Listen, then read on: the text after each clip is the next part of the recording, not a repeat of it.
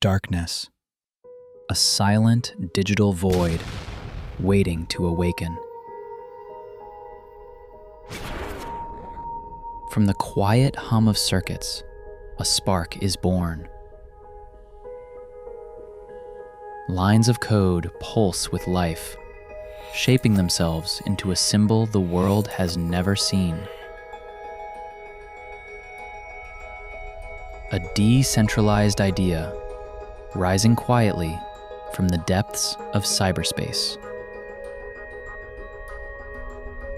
This is the beginning of a financial revolution. In the late 2000s, the world trusted its financial system. Banks looked strong. Markets looked stable. Money felt safe. Until suddenly, it wasn't. Investment banks collapsed. Stock markets turned red. And people watched their savings disappear in real time. For the first time in generations, millions realized something terrifying. Their money was not truly theirs. Governments rushed in. Emergency meetings filled the night. And then, the printers started. Trillions were created from nothing, not to save ordinary people, but to save the system itself. And in that moment, the world began to ask new questions. What is money really? Who controls it? And who truly pays the price when systems fail? Softly, quietly, at the edge of the internet, a new idea began to form. On October 31st, 2008, as the world was drowning in financial chaos, a quiet message appeared on a small cryptography mailing list. It came from a name no one had ever heard before: Satoshi Nakamoto. Attached to that message, a 9-page document. Simple, precise, revolutionary. The Bitcoin whitepaper. Its title was clear: a peer-to-peer electronic cash system. No banks, no intermediaries, no central authority. Just code, cryptography, and a network where trust would no longer belong to institutions, but to mathematics.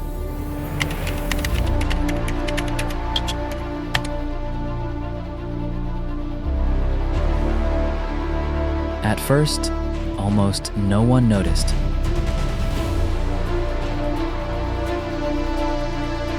There were no headlines, no breaking news. But quietly, without asking permission from anyone,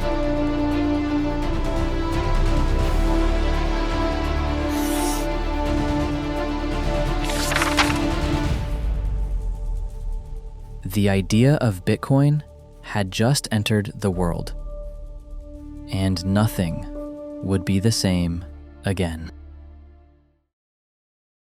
On January 3rd, 2009, inside a quiet computer, something happened that most of the world would never notice.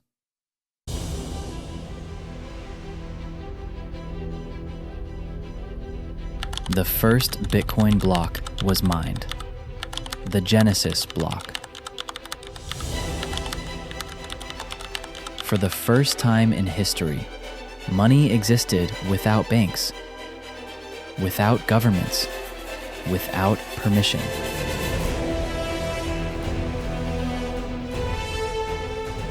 Inside that very first block, a hidden message was permanently engraved.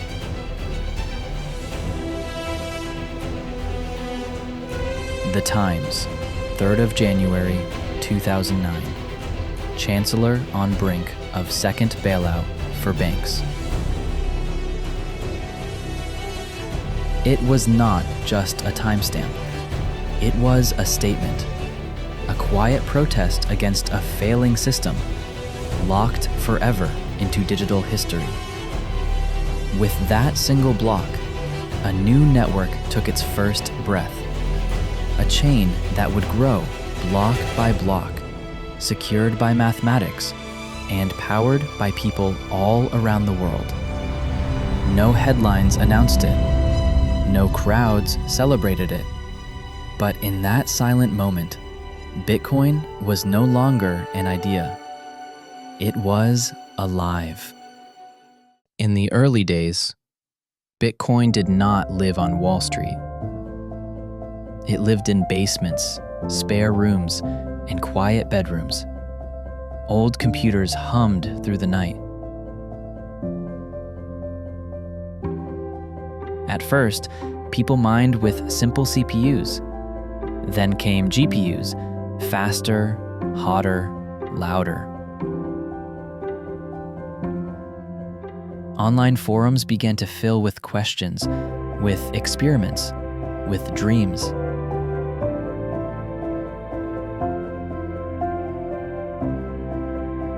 No one knew what Bitcoin would become, but a small group believed in it strongly enough to keep it alive. Then, in May 2010, something extraordinary happened.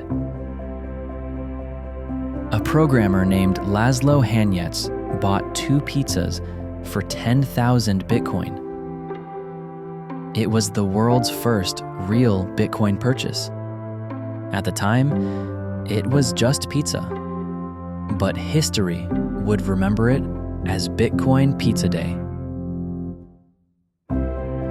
A simple meal that proved one powerful truth: Bitcoin had stepped out of code and into the real world.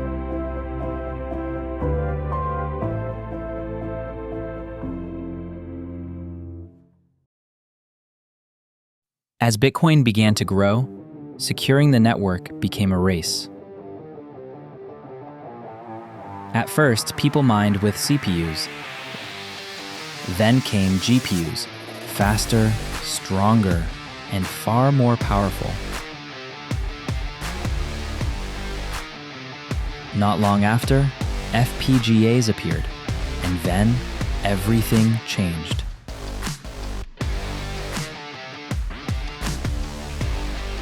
ASIC miners.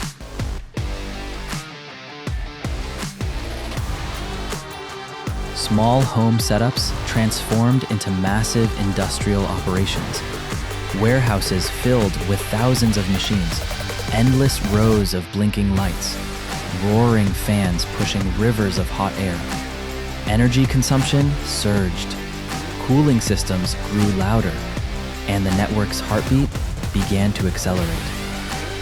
The hash rate exploded. With every jump in computing power, Bitcoin's security grew stronger. Block after block, the chain became harder to break.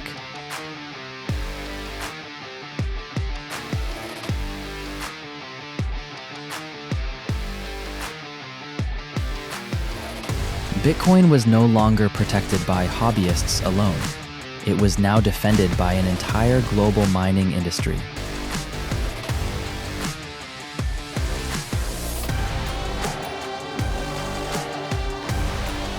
And with that, the network entered a new era of unstoppable strength.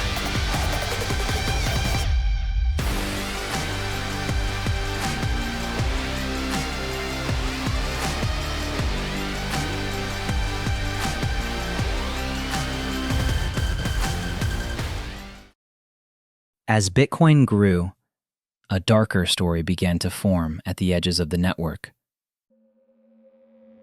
In hidden corners of the internet, the dark web, Bitcoin became the currency of places the world refused to see. An underground marketplace, invisible to most, powered by Bitcoin.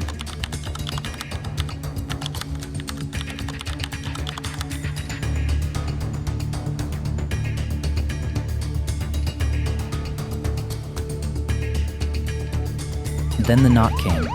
Servers were seized, doors were broken down, and the FBI raid flashed across television screens around the world. And soon, one name echoed across the news: Silk Road.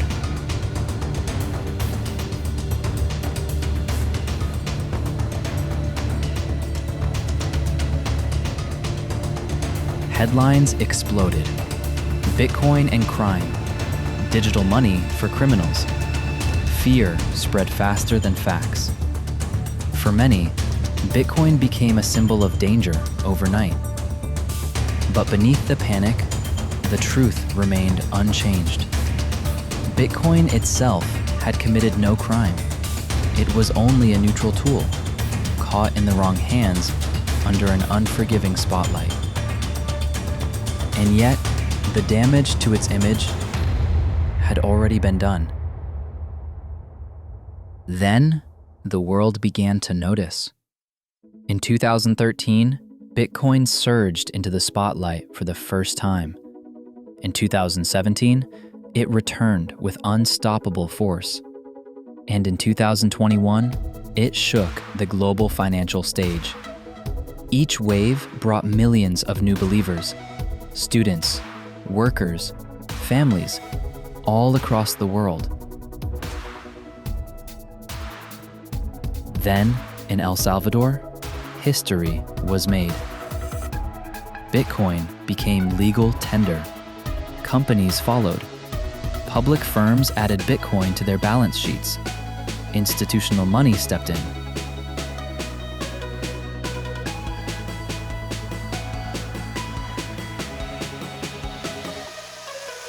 For the first time, a nation had embraced a decentralized currency as official money.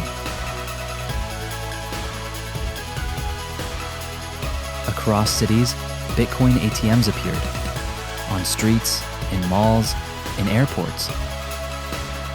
People no longer needed computers to join. They used mobile wallets. They tapped screens. They sent value across borders in seconds. What once lived on hidden forums now lived in the open. Bitcoin was no longer just an experiment. It had become a global movement. As Bitcoin grew stronger, it no longer stood alone. Now, it stood against the system itself. Central banks watched closely. Governments debated behind closed doors. And regulations began to rise across the world. Some nations restricted it. Others tried to ban it. All tried to understand what they could not control. Then came a new answer from the old world. CBDCs, central bank digital currencies. Digital money, issued by governments, tracked by institutions, controlled at the source. Two visions of the future now faced each other.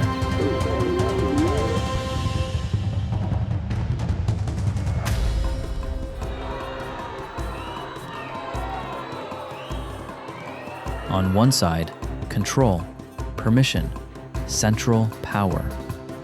On the other, Bitcoin, open, borderless, decentralized.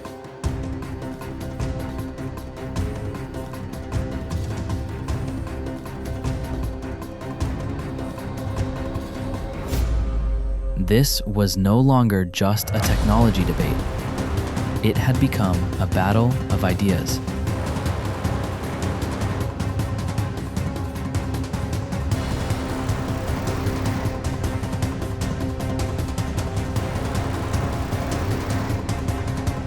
Freedom versus control.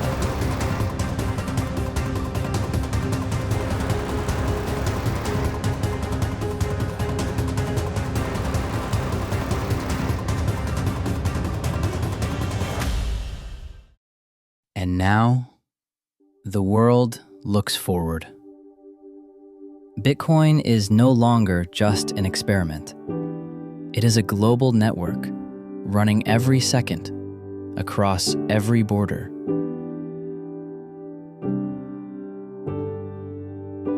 In cities and villages, people send value with a tap. No banks, no delays, no permission required. For the first time in history, money can move as freely as information. To some, Bitcoin is an investment. To others, it is protection. And for millions, it is hope. Hope that wealth cannot be erased overnight. Hope that savings cannot be frozen by force. Hope that trust does not need rulers, only truth. Bitcoin is not owned by a company. It is not ruled by a government. It belongs to no one, and therefore, to everyone. From a silent block mined in 2009 to a force reshaping global finance, this is the rise of Bitcoin, and its story is still being written.